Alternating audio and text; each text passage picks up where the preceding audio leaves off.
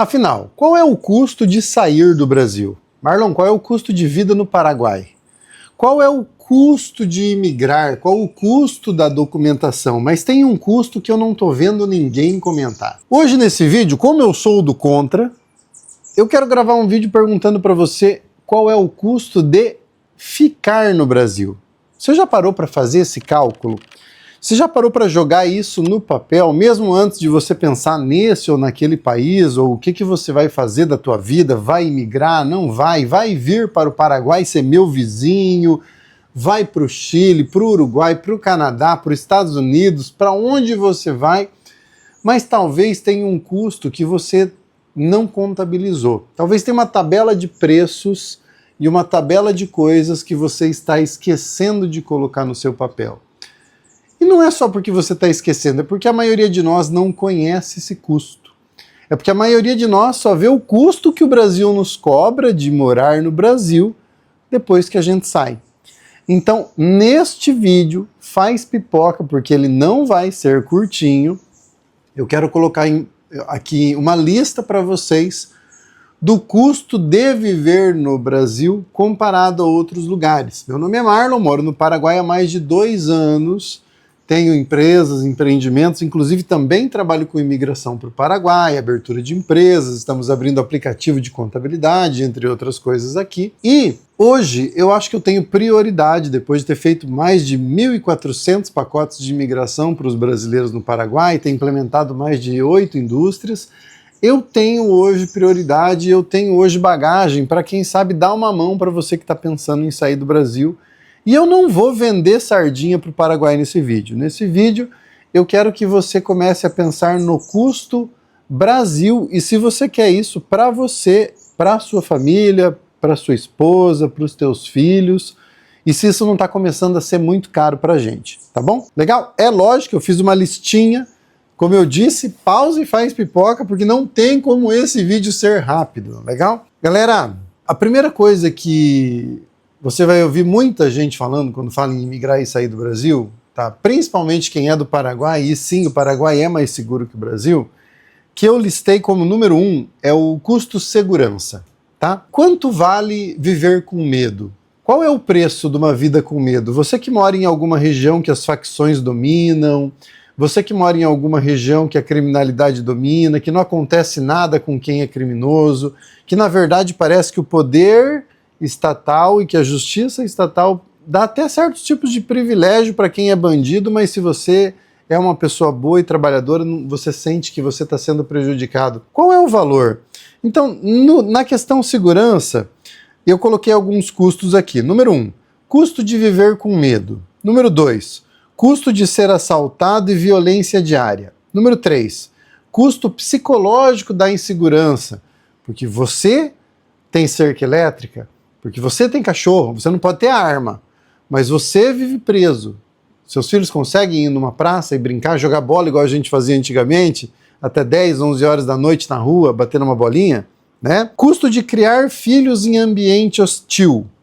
Custo de trabalhar olhando por cima do ombro, olhando para trás, né? O custo de você não poder trabalhar, não poder atender uma ligação em certos pontos da cidade, porque você tem que ficar olhando se ninguém vai te abordar. O custo de você não poder comprar um bom aparelho de telefone, porque se você perder esse aparelho, e você sabe que há uma grande chance de perder esse aparelho, então você compra, e sim, a gente escuta isso, o pessoal falar que em áreas do Brasil, não, cara, eu nem compro um telefone bom porque eu sei que a possibilidade de alguém me roubar na rua ou alguma coisa assim é alta, né? E o custo da saúde mental corroída por causa do alto índice de criminalidade. Então, custo da segurança, esse foi o primeiro que não tem como, falando de Brasil, que é um narco-estado, não tem como a gente não colocar ele em número 1. O custo número 2, custo emocional.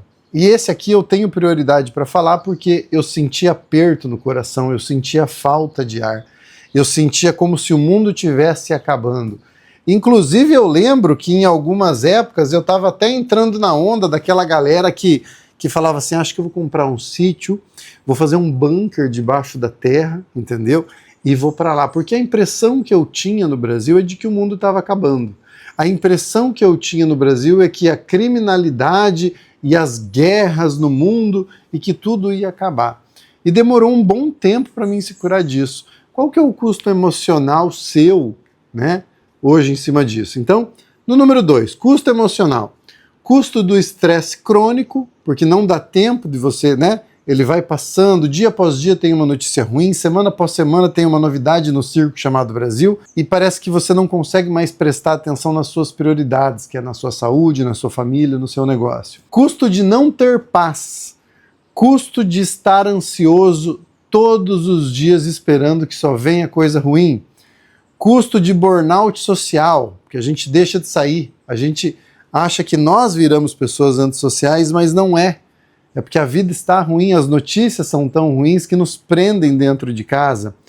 Custo de viver sempre no modo alerta, né? Qual foi a última vez que você sentou em algum lugar e tomou teu café? Qual foi a última vez que você teve 2 horas de paz, né? Sem estar com uma notícia ruim no celular ou com alguém te trazendo uma notícia ruim? Né? Custo de sensação de fracasso nacional. Cara, esse aqui eu tenho 100%, porque hoje eu olho para o Brasil e eu vejo que somos uma nação fracassada. Os velhos trabalhadores, as mulheres mais velhas de palavra, esse povo está indo. Os que não foram estão muito velhos. A nova juventude, extremamente inútil. Os grandes ídolos se foram. Não somos mais bons em nada, né? Então, assim, é muito bonito a gente falar de Ayrton Senna, é muito bonito a gente falar de grandes nomes do passado, sendo que não tem mais nenhum grande nome hoje no futuro, ou até agora mesmo no presente. Então é fracasso social, a gente não é mais bom em nada. Até o nosso futebol a gente perdeu, cara. Até o nosso futebol. Você lembra como brasileiro, a gente não era tão top, a gente não tinha tantos esportes que a gente dominava, mas a gente incomodava. A gente incomodava no vôlei, a gente incomodava em várias coisas. E hoje? Essa molecada aí é boa em quê? Em nada. Nem em tecnologia, porque fica igual uns otários passando o dia inteiro a mídia social aí e não são bons em nada. E, finalizando aqui o custo emocional, custo do sentimento de impotência, de não conseguir fazer nada sobre aquilo que está acontecendo com o Brasil, com o nosso em volta. Custo do eu sou um resolvedor de problema, eu sou uma pessoa forte, eu sou uma pessoa guerreira, mas os problemas que estão sendo criados, a forma com que o Brasil está sendo moldado, eu não tenho ferramenta nenhuma para mudar isso. Eu não consigo. Eu falo que muita gente me pede sobre o Paraguai. Quais são as maiores diferenças? Quais são os problemas reais de morar no Paraguai? E eu falo assim, que imigrar é trocar problemas. Você vai pegar os problemas do país que você está e trocar pelos problemas do novo país. Só que aqui no Paraguai, a gente consegue resolver os problemas. Ah, você está num lugar meio criminoso, você ganha um pouco mais de dinheiro, muda de bairro, muda de cidade, vem morar num residencial fechado. Ah, problema de saúde, melhora o teu plano de saúde. Ah, problema de negócio, começa a ganhar dinheiro no digital, abre um outro negócio, entendeu? Agora, os problemas que o Brasil trazia para mim como homem e como resolvedor de problemas são problemas que estão muito fora, né? A gente não consegue resolver. E isso deixa a gente doente, porque é um custo emocional muito alto de estar num lugar que você está vendo que está afundando, que está indo para o fundo do poço, e que você até estaria disposto a ajudar, mas você vê que não tem como você ajudar, não tem o que fazer. Não pelos métodos normais, né? Agora, número 3, um custo que o Brasil cobra e cobra muito caro e que eu acho que você deveria colocar na tua tabela é o custo financeiro. O custo financeiro e o direto, não é o indireto, não é o pensando lá no futuro, né? Custo do aluguel caríssimo. O aluguel no Brasil ele está assim inadmissível para as regiões e para a qualidade de vida e para a moeda que a gente tem. Custo de supermercado inflacionado. Peguem os preços dos últimos 1, 2 anos, vocês vão ver que em 2 anos tudo dobrou. Se a cada 2 anos tudo continuar dobrando, por quanto tempo você vai conseguir fazer supermercado? Custo do combustível, custo de saúde privada cara, porque saúde pública é uma merda, custo de viver pagando tarifa e custo de financiamento abusivo. Se o pobre precisa de financiamento para crescer, tá tudo bem. Muitos países usam o crédito para girar a sua economia, mas nenhum país tem a taxa de juro abusiva que o Brasil tem. Então, Toda vez que você paga e que você compra um carro e paga 3 carros aí, as pessoas que estão num país comum compram um carro em 36 e pagam 1,3 carros, no máximo 1,4 carros. Eu sempre dou aqui a moto, né? Comprei uma Vestron 800DE nova, zero na garagem. Nova, a moto era $12.000, financiada em 36, sem entrada, ela ia para $13.500. Entendeu? Qual que é o custo Brasil? Vai lá financiar uma moto 100% para você ver quanto da tua vida fica para o banco e quanto da tua vida fica para o Estado, né? Número 4, a lista ficou gigante. Custo tributário estatal. Cara, custo tributário, custo trabalhista, custo burocrático, custo de alto juro, custo de manter empresa no Brasil, custo de abrir empresa no Brasil, custo de contabilidade complexa, custo de fiscalização abusiva, custo de instabilidade jurídica, custo de reforma tributária extremamente implacável a partir do ano que vem, custo de impostos cumulativos, porque você compra, vende, você paga imposto em cima do juro do que você comprou com juro, cara, uma loucura. Custo de tributar quem produz e custo de máquina pública ineficiente. Já pararam para pensar nisso? Já pararam para colocar esse custo aí no teu planejamento do será que vale a pena realmente eu sair do Brasil ou não?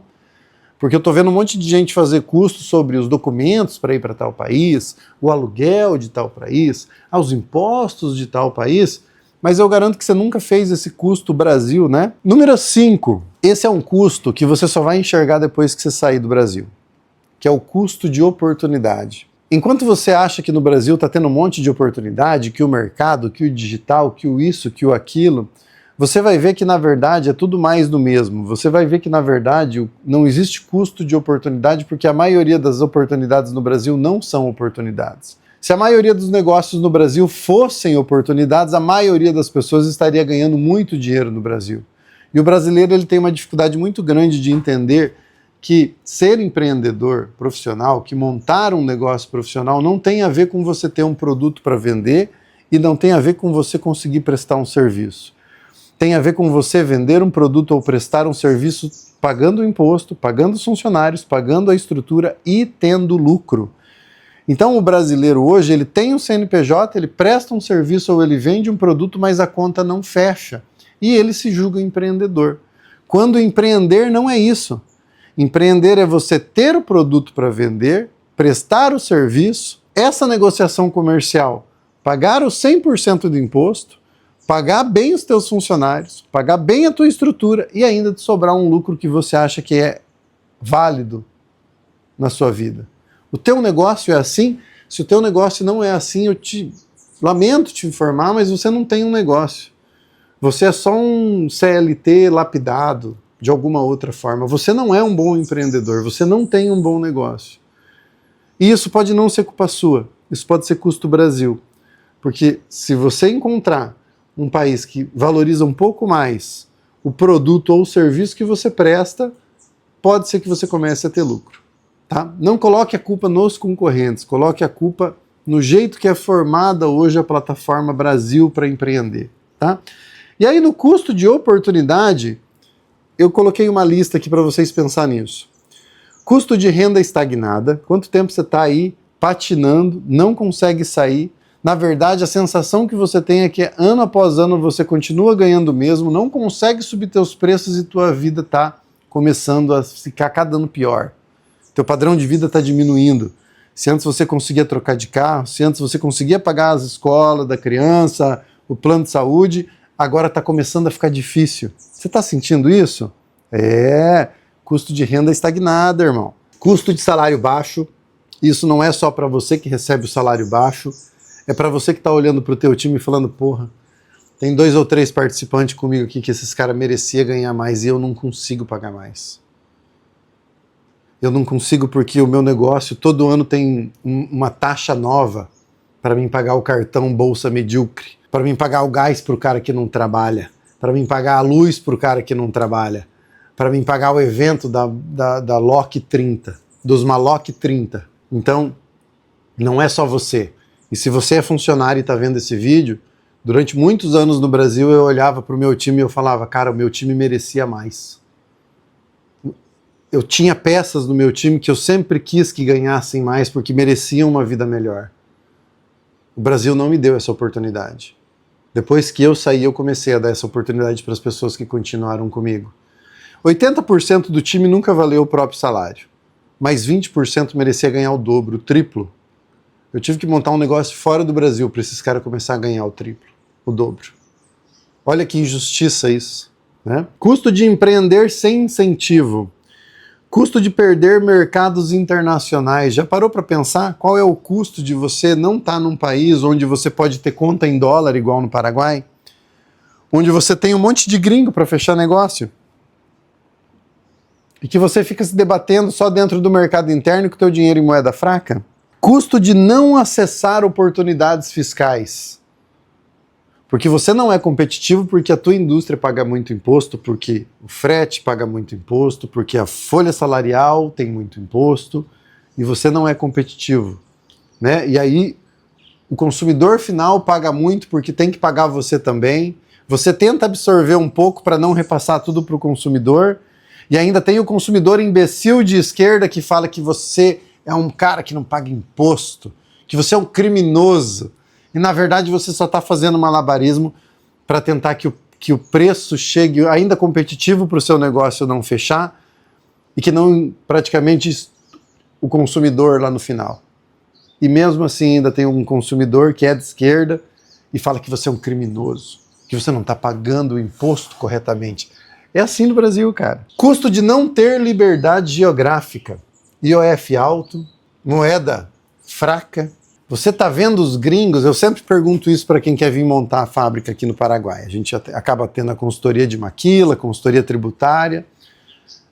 Para o ano que vem, a gente cresceu muito, gente. Me desculpem se eu não estou abrindo aí vagas para falar com vocês, se eu sumi das lives. A empresa cresceu demais e eu estou dando foco em estruturar a minha empresa e continuar ganhando dinheiro. A gente até brinca, o pessoal fala, quero fazer uma parceria com o Marlon. Parceria é bom, mas tem que dar dinheiro, porque eu tô ganhando muito dinheiro, vocês mandar essas parcerias vende que eu vou te pagar comissão, esquece. Tô ganhando dinheiro, eu vou focar nisso, né? E uma coisa muito engraçada aqui é que todo industrial que monta a sua fábrica no Paraguai, 1 ou 2 vezes no ano, começa a ter oportunidades internacionais. Você tem fábrica no Brasil, qual que foi a última vez que um gringo, que um internacional aí, uma empresa, uma multinacional, uma empresa americana, espanhola, asiática, entrou em contato contigo para fazer negócio? Sabe por que eles não entram em negócio com vocês que têm, em contato com vocês que têm indústria no Brasil? Porque eles sabem que você não é competitivo. Não é porque o teu produto é ruim. Não é porque você não é capaz. Não é por nada. É que eles sabem que a nível global você não é competitivo, você não tem preço. E isso muda aqui no Paraguai, tá? Então, custo de não ter liberdade geográfica, custo de você não conseguir abrir um braço da tua empresa em outras partes, né? E custo de não diversificar o seu patrimônio e, na verdade, ficar à mercê, né, de uma canetada de um juiz cabeça de ovo, de qualquer juiz que se acha dono ou deus do mundo que pode fazer o que quiser com você. Aí nós temos agora o número 6. Falei para vocês fazer pipoca. Mas é um vídeo que é para vocês pensar, é um vídeo cansativo e é um vídeo que vai fazer vocês refletir muito sobre o futuro de vocês.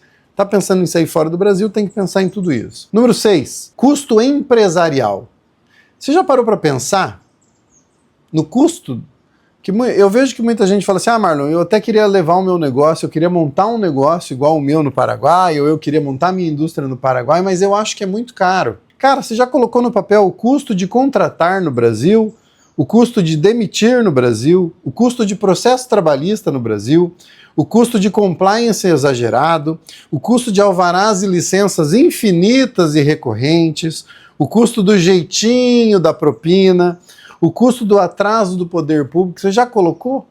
O custo empresarial. Você já colocou quanto você gasta por ano por ter empresa no Brasil? Né? E acho que nem preciso bater muito em cima desse tema. Depois, em 7º lugar, listei custo social.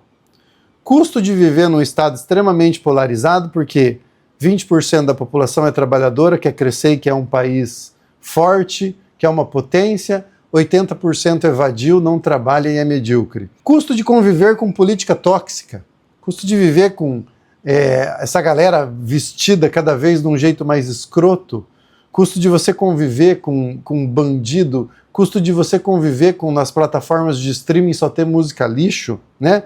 Então, custo não só da política, mas você conviver com uma sociedade extremamente tóxica, não só para você, para os teus filhos, para as pessoas que você ama. Custo de não ter ordem em sociedade e saber que você não pode depender de nada do poder público, apesar dele te arrancar metade do dinheiro todo ano. Custo de corrupção normalizada. Você já parou para pensar o quanto está normal aparecer no jornal que alguém roubou milhões e a gente fala, é só mais um. A gente normalizou a corrupção. Custo de conviver com a mediocridade e muitas vezes se transformar num medíocre. Já contabilizou isso? Você tem um irmão medíocre, você tem um filho medíocre, você tem um pai medíocre, você está numa roda de amigos medíocre, você vira o quinto medíocre. O custo de conviver com uma sociedade medíocre. Que o bandido não é tratado como bandido, e sim como Deus, como vítima da sociedade. O trabalhador que não consegue mal e mal pagar as contas com o fruto do seu trabalho, ele é um monstro. O empreendedor que dá emprego, que gera renda e que paga imposto, ele é um monstro. O funkeiro é a vítima. O favelado é a vítima. O favelado é a vítima. Não é o cara do agro, não é o cara que só assalta ali, ó. Tratorzão velho, financiamento, vai para cima, vai para baixo, medo de perder as terras por financiamento com o banco. Não é você que abre empresa não, que dá 10, 15 vagas de emprego, dá treinamento, paga salário, final do ano tá louco aí, não sabe como é que vai pagar o décimo. Você é um monstro, entendeu? Sabe quem é o bom? O bom é o otário marinho, que fala que você não precisa vencer na vida, e 1.000, 2.000, 5.000 pessoas vai lá e curte a mediocridade. Teu filho, post após post, mídia após mídia social, convivendo com a mediocridade, porque o país bate palma para quem é medíocre, penaliza quem quer não ser medíocre, né? E por último, no custo social, eu listei aqui o custo da falta de meritocracia real. Não tem meritocracia. O Estado brasileiro deixa cada vez mais claro que se você trabalha, você tem que ser penalizado. Se você enriquece, você tem que ser penalizado. Se você tem mais patrimônio, você tem que ser penalizado. Se você estuda, você tem que ser penalizado. Se você é bom, você tem que ser penalizado. Eles não querem. Eles querem todos medíocres. E aí, como que fica a tua cabeça se você não quer ser um deles? Se você está com vontade de ter um Porsche na garagem, se você está com vontade de morar numa casona, se você quer ter um relojão de não sei quantos $1.000, se você quer ter plano de saúde, se você quer ter fazenda, quer ter cruzeiro, se você quer ter investimentos, não basta o custo que a gente paga no Brasil por lutar para ter isso, porque quem consegue esses números, quem consegue empreender, quem consegue grana, quem consegue patrimônio, só essas pessoas sabem o custo que é conseguir isso. Não foi sorte. Só essas pessoas sabem o preço que a gente paga para conquistar isso. Então não basta o custo do suor, do sangue, dos fins de semana, da briga em família, da esposa que não dá atenção e acha que você é um monstro, do marido que não te apoia, dos filhos que, igual Hollywood, fala que você não é presente porque você trabalha demais, o custo da saúde porque a gente fica gordo, fica barrigudo, fica doente porque está trabalhando demais, o burnout, o custo da saúde, que a gente deixa tudo isso para trás para lutar por dinheiro, porque para a gente isso é sucesso. Aí também tem o custo de uma sociedade que não dá valor à meritocracia, que não quer pessoas fortes, que não quer pessoas ricas. Já pararam para pensar nisso? Rapaziada. Vamos lá. Custo de futuro. Número 8. Custo de criar seus filhos num ambiente tóxico. Custo de envelhecer sem dignidade. Tá aí, ó, INSS, ó. Qual é o custo agora da galera que está contribuindo com o INSS ano após ano? E agora descobre que vai ter que trabalhar mais para ganhar só um salário mínimo, né? Custo de aposentadoria insuficiente, custo de viver em um país que está regredindo, que é o custo futuro, custo de perder visão de longo prazo, Quantos de vocês chegaram nesse ponto do vídeo e não acreditam mais em médio e longo prazo? Quantos de vocês não acreditam mais que o país vai mudar? Vamos para o 9. E esse 9 eu acho que é um que mais bate na gente, pelo menos depois que vocês ficar velho, rapaziada. Esse 9 aqui judia demais. Custo de vida desperdiçada. Chegar no final da vida e falar assim, cara, devia ter feito, devia ter ido, devia ter ganhado, devia ter apostado, devia ter cuidado, devia ter trabalhado. Devia. Então vamos lá, número 9, custo de vida desperdiçada. Subtítulos, custo de anos perdidos, custo de sonhos adiados, custos de potencial desperdiçado, custo de ficar parado no tempo, custo de viver apagando incêndio, custo de aceitar migalhas, custo de esperar o país melhorar, custo de aguentar mais um pouco porque vai mudar. Esse é o custo Brasil, tá? Número 10, custo moral. Custo de conviver com injustiça diariamente, custo de trabalhar e não ter retorno, custo de sustentar quem destrói, custo de ser penalizado por produzir, custo de sustentar a máquina estatal, custo de ver a ética morrer. Número 11, custo energético, custo de lutar contra o sistema, custo de sobreviver, não de viver, custo de viver exausto, custo do desgaste diário, custo da falta de eficiência nacional. E número 12, e o mais importante, que eu sei que a maioria não liga para isso aqui, eu sei que o brasileiro, via de regra, ele não está nem aí, porque se ele tem um pão, uma mortadela, uma carne dura para comer, uma cerveja ruim, uma pinga ruim, um corote, um pouco de droga, né? Se ele vê uma biscate fazendo dancinha na internet, tá bom? Custo de liberdade, custo de não ter escolha, custo de depender do Estado, custo de regras sufocantes, custo de fiscalizações absurdas e custo de viver preso dentro do próprio país. E aí? Pensou nessa lista?